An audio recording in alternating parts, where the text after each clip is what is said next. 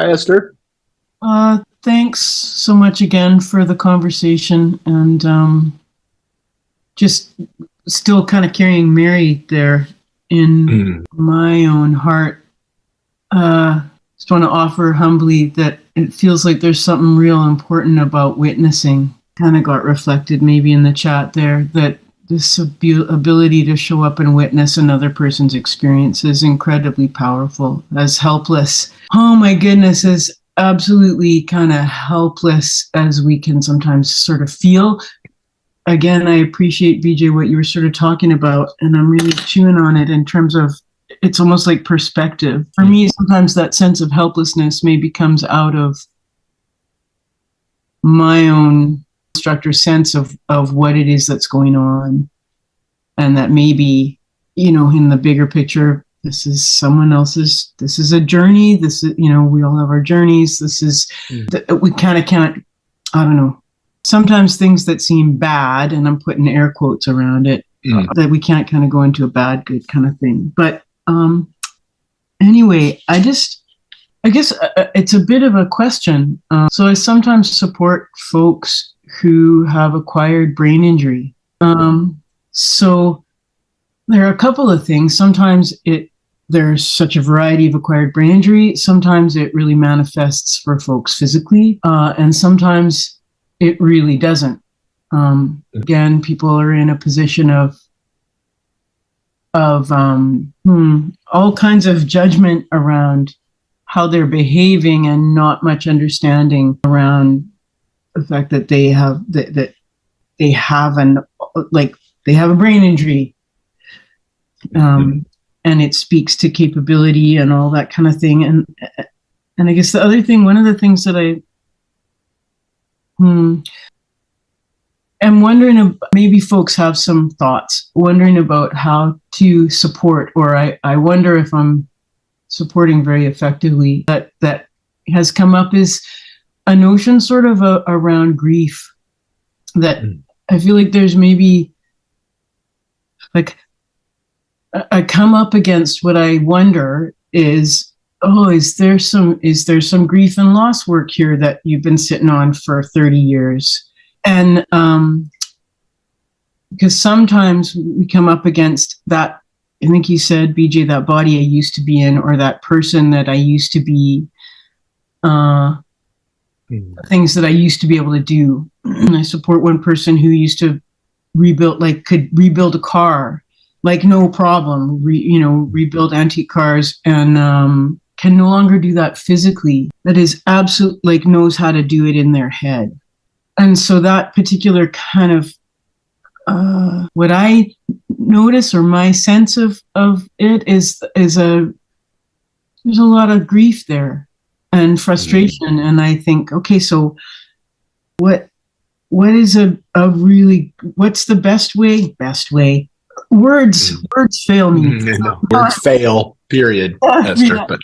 But I hope you kind of maybe have some sense of what I'm getting at. What might be some ways to support that, where I'm able to acknowledge the grief and the loss and the reality of a person's current experience, and an acceptance of that, because we want to accept where we're at, and also to encourage possibility. There are other ways to rebuild a car that don't have to, I don't know, I'm just riffing, but and encourage kind of, you can live, there's great possibility. Am I making some sense? I think so, Esther. Let me try something on here. I think you are. So grief, as almost always, has a big role here to play in the best sense.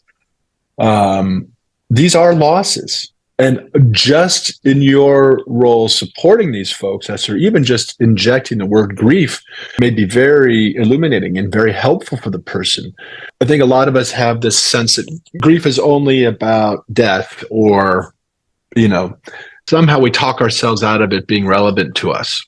So even I have found just naming that with folks you're supporting could be really helpful.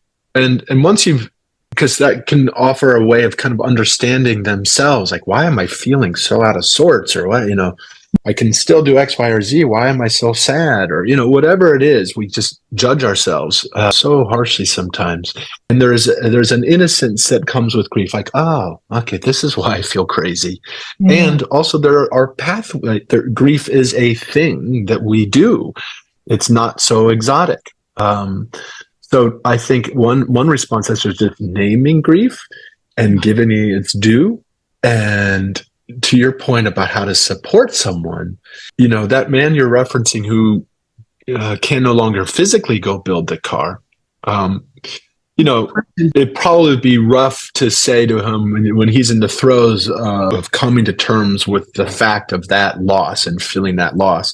Probably not a great moment to say, oh, well, you can still do X, Y, or Z. What's the big deal? Don't shortchange the sadness part, but you can be of a bridge too. Like you can hold the through line, the world, the way where this person is now and where he might yet go. And that's the sort of twin ends of grief, is understanding and feeling all that's no longer there, and eventually coming to see also what is still here. Mm-hmm. And eventually you can see that whole picture. But when we're in grief, you don't necessarily get that bit. It's hard to feel that larger frame. You, however, in the supportive role can hold that larger frame. And back to your great point about witnessing, that doesn't mean trying to cheer him up, but seeing his true pain, naming it as grief, letting him feel that, not trying to cheer him up too soon. But over time, you will, in your person, just be demonstrating that there's still a lot here, including including the relationship he has with you.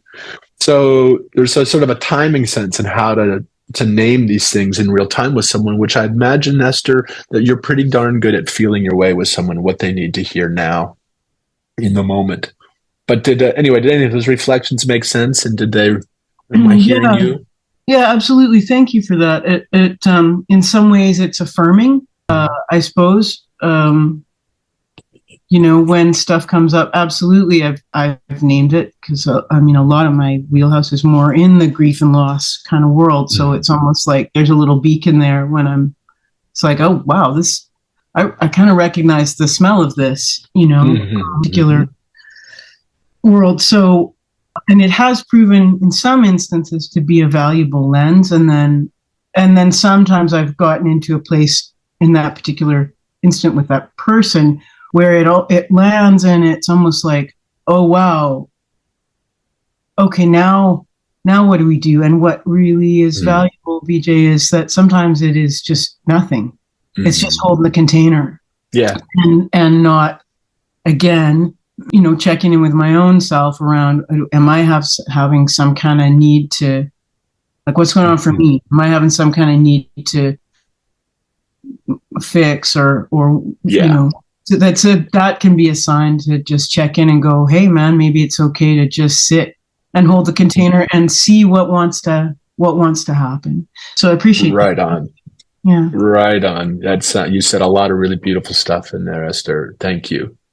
Yes. Right on. I think, who, that last point, like catching yourself, who am I treating here? My pain or his?